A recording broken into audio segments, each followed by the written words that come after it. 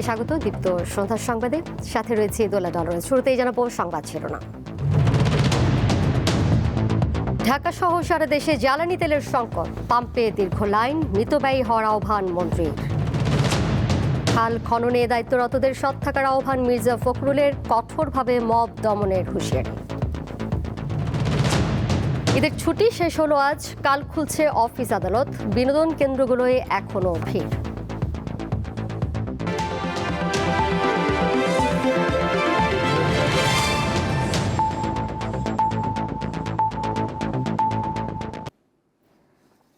ঈদের পর আবারও রাজধানীতে দেখা দিয়েছে জ্বালানি তেলের সংকট। ঢাকায় পাম্পগুলোতে ডিজেল পাওয়া গেলেও মিলছে না অকটেন ও পেট্রোল, এতে ভোগান্তিতে যানবাহন চালকরা। পাম্পগুলোতে ডিজেল পাওয়া গেলেও বেশিরভাগ পাম্পে পাওয়া যাচ্ছে না অকটেন ও পেট্রোল। কদিন ধরে সরবরাহ ঠিক থাকলেও ট্রাস্ট ফিলিং স্টেশনেও অকটেন সরবরাহ করতে পারছেন না কর্তৃপক্ষ। ঈদের আগে জ্বালানি তেলের তীব্র সংকটেও সরবরাহ নিয়মিত ছিল ট্রাস্ট ফিলিং স্টেশনে। নগরীর বেশিরভাগ পাম্পে তেল সরবরাহ অনিয়মিত থাকায় গ্রাহকরা এই ফিলিং স্টেশনে অপেক্ষা করে হলেও তেল নিতে পারতেন। কিন্তু সোমবার সকালে দেখা গেল ভিন্ন চিত্র। জাহাঙ্গীর গেট থেকে ফিলিং স্টেশন পর্যন্ত যানবাহনের দীর্ঘ লাইন। তেলের গাড়ি আসার পর অকটেন সরবরাহ করার কথা জানান ফিলিং স্টেশনের কর্মীরা। গ্রাহকরাও আছেন সেই অপেক্ষায়। ফজরের নামাজ পড়ে 5:15টার সময় আসছি এখানে, তো আমার আশা ছিল যে 5:15টায় আসছি, 5:30-6টার মধ্যে বাসায় চলে যেতে পারবো। Till now I am waiting here, এবং এখন আনসার্টিন কখন তেল পাবো আমি জানি না। আজকেও সকাল 6টায় আসছি, দেখি আশাবাদী আছি তেল পাবো ইনশাল্লাহ, আশা করতেছি। ওরা বলতেছে গাড়ি আসতেছে। মহাখালী, গুলশান, তেজগাঁ সহ বেশিরভাগ ফিলিং স্টেশনে সরবরাহ নেই। কখন কাঙ্ক্ষিত জ্বালানি পাবেন তা জানা নেই। তারপরও অনিশ্চয়তা নিয়ে লাইনে দাঁড়িয়ে আছেন অনেকে। আমরা সাধারণত আমার নর্মাল চাহিদা থেকে 22 থেকে 23,000 টাকা, 23,000 লিটার। আমি পরশুদিন না, তার আগে ঈদের আগের দিন পেয়েছি মাত্র 9,000 লিটার। ঈদের আগের দিনই আমার চান্দ্রাইতে আমার তেল শেষ হয়ে গেছে। আশা করতেছি আজকে, আমি যতটুকু নিউজ পেলাম, আশা করতেছি আজকে স্বাভাবিক পাবো। ওনারাও একজাক্ট টাইমটা আসলে বলতে পারতেছে না যে কতক্ষণ লাগবে। তো ওনারা আমাদেরকে আশ্বস্ত করছে যে তেলটা যখনই আসবে তখনই ওনারা তেলটা দেওয়া শুরু করবে। এদিকে জ্বালানি তেলের সংকট এবং নিরাপত্তা নিশ্চিত না হওয়ায় পাম্পগুলো বন্ধ হওয়ার শঙ্কা জানিয়ে বিবৃতি দিয়েছে petrol pump owners association. Dilshan দানি, দীপ্ত সংবাদ, ঢাকা।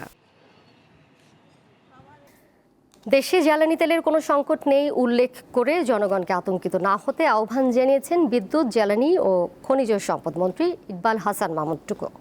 দুপুরে ঢাকায় নিজ বাসভবনে সাংবাদিকদের তিনি বলেন, ভর্তুকি দিয়ে হলেও সরকার জ্বালানি তেল আমদানি অব্যাহত রেখেছে। আমরা তেল বেশি সরবরাহ করছি, গত বছর থেকে 25% বেশি বাড়িয়ে দিয়েছি, এবং পেট্রোল পাম্পে আমরা তেল ডেলিভারি দিচ্ছি। এখন জনগণের সহযোগিতা প্রয়োজন, যাদের যা প্রয়োজন তার চেয়ে বেশি তেল না নেওয়ার জন্য আমি সবাইকে অনুরোধ করব। শুধু গত 2 দিন বন্ধ ছিল, সেই জন্য একটু পেট্রোল পাম্প তো কিছু বন্ধ ছিল, এখন তো আবার শুরু হয়ে গেছে। 10 দিন তো এটা তো মানে ছুটি, ঈদের পরের দিন ছুটি। জ্বালানি তেলের সরবরাহ বিষয়ে জানতে নারায়ণগঞ্জে সহকর্মী গৌতম সাহা সরাসরি যুক্ত রয়েছেন আমাদের সাথে, তার কাছ থেকে জানবো সবশেষ তথ্য। গৌতম, তেলের সরবরাহ ফিলিং স্টেশনগুলোতে কেমন রয়েছে, মালিকরা কি বলছেন এবং সংকট বিষয়ে আসলে তাদের সুনির্দিষ্ট বক্তব্য কি? জ্বালানি তেলের সংকটে নারায়ণগঞ্জের ডিপো এবং পাম্পগুলোতে দেখা দিয়েছে অস্থিরতা, যার প্রভাব পড়েছে জনমনে। ভোগান্তিতে পড়েছেন সাধারণ গ্রাহকরা। আমরা সকাল থেকে যে বিষয়টি দেখেছি, নারায়ণগঞ্জের বিভিন্ন পাম্প ঘুরে সেখানে মানুষ কিন্তু চালকরা আসছেন তেলের জন্য, কিন্তু তাদের কাঙ্ক্ষিত সেই তেলগুলো পাচ্ছেন না, একের পর এক পাম্পগুলোতে যাচ্ছেন। সেই সাথে আমরা ঘুরে দেখেছি নারায়ণগঞ্জের যে 4টি ডিপো রয়েছে, ফতুল্লা এবং সিদ্ধিরগঞ্জে, সেখানেও দেখা গেছে দীর্ঘ সময়ে যারা চালক রয়েছেন তেলের জন্য ডিপোগুলোর সামনে অপেক্ষা করছেন, প্রায় ঘন্টার পর ঘন্টা কিংবা সারাদিন তারা অপেক্ষা করে একের পর এক গাড়ি যাচ্ছেন। তবে তাদের কিন্তু কাঙ্ক্ষিত যে চাহিদা অনুযায়ী তেল, সেই তেল কিন্তু ডিপো থেকে সরবরাহ করতে পারছেন না বলে তারা অভিযোগ করছেন। এবং আমরা কথা বলেছিলাম যারা সাধারণ চালক রয়েছেন, বাস চালক, ট্রাক এবং মোটরসাইকেল, তারা কিন্তু অভিযোগ করছেন পেট্রোল পাম্পগুলোতে অতিরিক্ত মজুত করে কৃত্রিম সংকট তৈরির কিন্তু তারা অভিযোগ করছেন। এবং সেই সাথে আমরা দেখেছি এখন পর্যন্ত যে পেট্রোল পাম্পগুলিতে মোটরসাইকেল, প্রাইভেট কার, বাস চালকরা আসছেন। আমরা এই বিষয়ে কথা বলার চেষ্টা করব পেট্রোল পাম্প মালিক সমিতির ঢাকা বিভাগ সাধারণ সম্পাদক মিজানুর রহমানের সাথে। এই যে গ্রাহকরা অভিযোগ করছেন কৃত্রিম সংকট করে আপনারা মজুত করে রেখেছেন, এই বিষয়ে আপনাদের না, এটা টোটালি ভুল ব্যাখ্যা। হ্যাঁ, আমাদের পেট্রোল পাম্পে একটা ক্যাপাসিটি আছে, এই ক্যাপাসিটির বাইরে আমরা তেল এখানে মজুত করার সিস্টেম নাই। তো সেই লক্ষ্যে আমরা এখানে মজুতের কোনো প্রশ্নই আসে না, এটা একটা ভুল তথ্য। আমরা যদি এরকম কোনো তথ্য দিতে পারে কোনো পেট্রোল পাম্প মজুত করছে, তাহলে প্রশাসনও অ্যাকশন নিব, আমাদের সংগঠনের পক্ষ থেকে আমরা জোরালো অ্যাকশনের ব্যবস্থা করব, যেন এই ধরনের কেউ মিথ্যা অপপ্রচার করে আমাদের আর কাস্টমারদের মধ্যে একটা ভুল বোঝাবুঝি তৈরি হচ্ছে। আমরা যতটুকু পাচ্ছি ডিপো থেকে আমরা ততটুকুই সরবরাহ করার কাস্টমারকে দিচ্ছি। অতএব এখানে এই ধরনের ভুল ব্যাখ্যার মাঝে যেতে না যায়। আমরা একটা পেট্রোল পাম্প একটা সেবামূলক প্রতিষ্ঠান, আমরা সেখান থেকে যতটুকু পাচ্ছি ডিপো থেকে যত পরিমাণ তেল পাচ্ছি সেভাবে আমরা সরবরাহ কাস্টমারকে দিয়ে যাচ্ছি। পেট্রোল পাম্প মালিক সমিতির পক্ষ থেকে আপনারা বলছেন পেট্রোল পাম্প বন্ধের সংখ্যা রয়েছে, কি কারণে সংখ্যা রয়েছে? দেখেন, আমরা যে পরিমাণ আমাদের চাহিদা আছে সেই পরিমাণ আমরা তেল পাচ্ছি না, যার কারণবশত বিভিন্ন চালকরা, মোটরসাইকেল চালক আছে, প্রাইভেট আছে, তারা মিডিয়াতে যেখানে শুনতেছে যেন পর্যাপ্ত পরিমাণ তেল মজুত আছে, আমরা প্রত্যেকটা পেট্রোল পাম্পে তেল দিচ্ছি, কিন্তু আমরা তো পাচ্ছি না। তো সেই লক্ষ্যে আমরা তেল তাদেরকে যেভাবে চাচ্ছে সেভাবে দিতে পারতাছি না। আরেকটা জিনিস হলো কি, আমার বর্তমানে দরকার হইল প্রতিদিন 100 টাকার বা 200 টাকার তেল, আমি চাচ্ছি হইল এখন বর্তমানে 1000 টাকার তেল। তা আমরাই কৃত্রিম, যারা মোটরসাইকেল বা প্রাইভেট চালাচ্ছে তারাই কৃত্রিম তৈরি করতেছে। আর কোনো পেট্রোল পাম্প ইচ্ছাকৃতভাবে সে মজুত করে ওই মুনাফা করার জন্য, এটা ভুল ব্যাখ্যা। আমরা কথা বলছিলাম পেট্রোল পাম্প মালিক সমিতির সাথে। আমরা যে বিষয়টি দেখছি, ডিপোগুলিতে অনাকাঙ্ক্ষিত ঘটনা এড়াতে ইতিমধ্যে সেনাবাহিনী সহ আইন শৃঙ্খলা বাহিনী মোতায়েন করা হয়েছে এবং তারা রেশনিং পদ্ধতিতে এখন পর্যন্ত ডিপো থেকে তেল সরবরাহ করছেন। এবং পেট্রোল মালিক সমিতির পক্ষ থেকে বলা হচ্ছে তাদের চাহিদা অনুযায়ী পেট্রোল ডিপোগুলিতে তেল সরবরাহ করছে না, যার প্রভাব পড়ে হয়েছে সাধারণ জনজীবনে। এর প্রভাব থেকে স্বাভাবিক প্রক্রিয়ায় তেল সরবরাহের দাবি জানিয়েছেন গ্রাহক এবং চালকরা। এই ছিল নারায়ণগঞ্জ থেকে যুক্ত ছিলেন সহকর্মী গৌতম সাহা। দেশে যে কোনো ধরনের মব শক্ত হাতে দমন করা হবে বলে জানিয়েছেন স্থানীয় সরকার, পল্লী উন্নয়ন ও সমবায় মন্ত্রী মির্জা ফখরুল ইসলাম আলমগীর। সকালে ঠাকুরগাঁওয়ের রায়পুর ইউনিয়নের নেহা নদীর পুনঃখনন কার্যক্রমের উদ্বোধন অনুষ্ঠানে এমনটা জানান তিনি। এ সময় দায়িত্বপ্রাপ্তদের সততার সঙ্গে খাল খনন কর্মসূচি সঠিকভাবে বাস্তবায়নের আহ্বান জানানোর পাশাপাশি সুষ্ঠুভাবে যেন কাজ সম্পাদন হয়, প্রশাসনকে সেদিকে লক্ষ্য রাখার নির্দেশনা দেন মির্জা ফখরুল ইসলাম আলমগীর।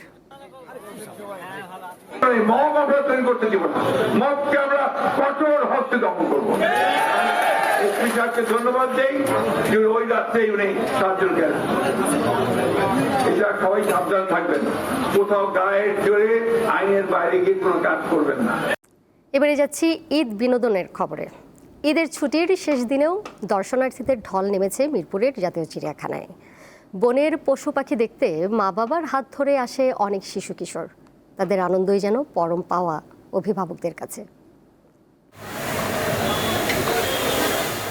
ঈদের তৃতীয় দিনও দর্শনার্থীদের পদচারণায় মুখর ঢাকার মিরপুর চিড়িয়াখানা, যেখানে বইয়ের ছবির সঙ্গে জীবন্ত পশু পাখিকে মিলিয়ে নিতে দেখা যায় শিশু কিশোরদের।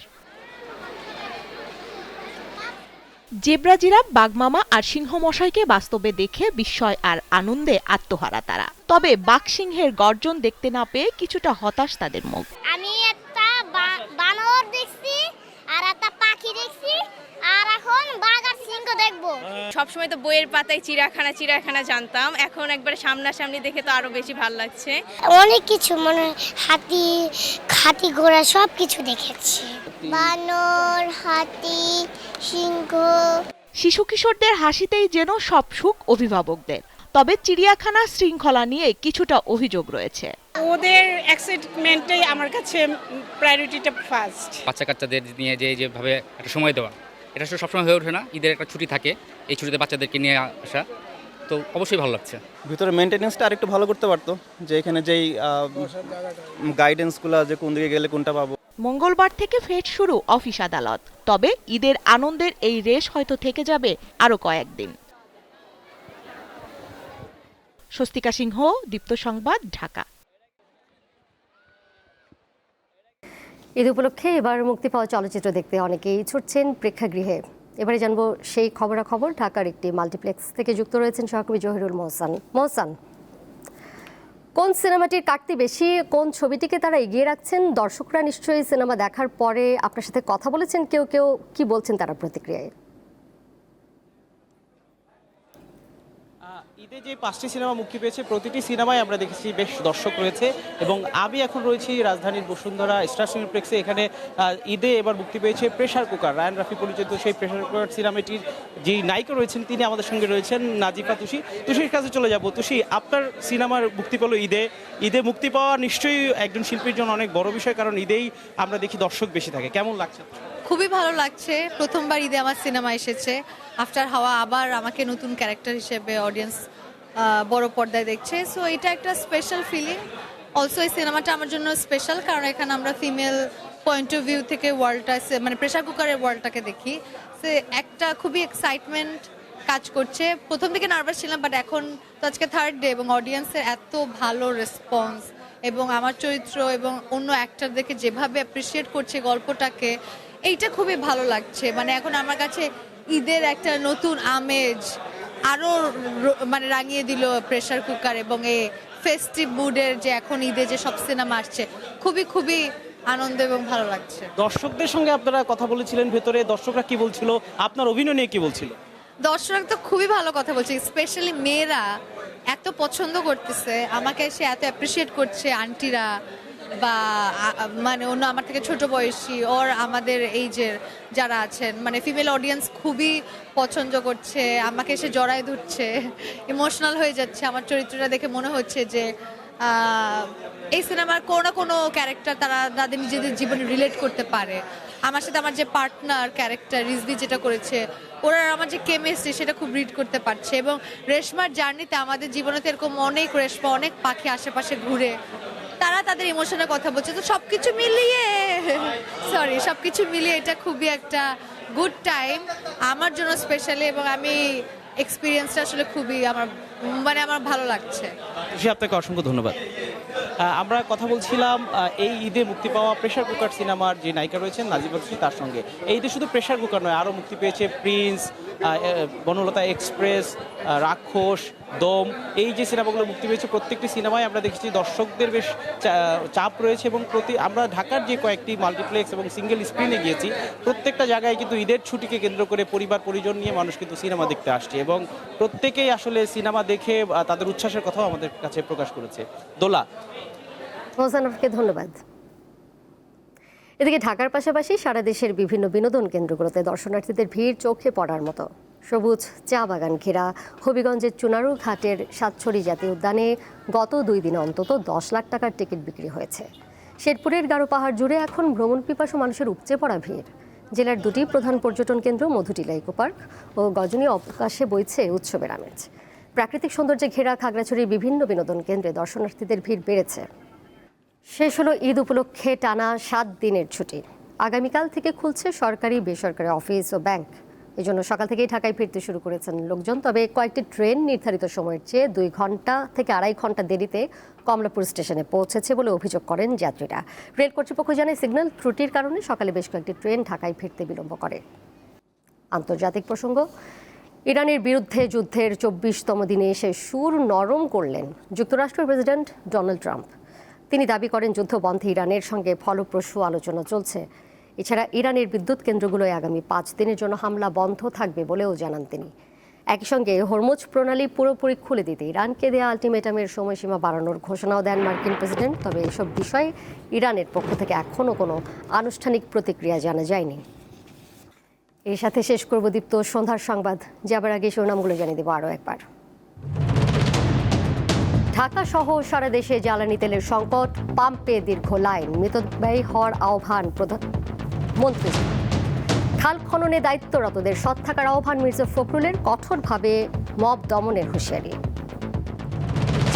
ঈদের ছুটি শেষ হলো আজ, কাল খুলছে অফিস আদালত, বিনোদন কেন্দ্রগুলোয় এখনো ভিড়।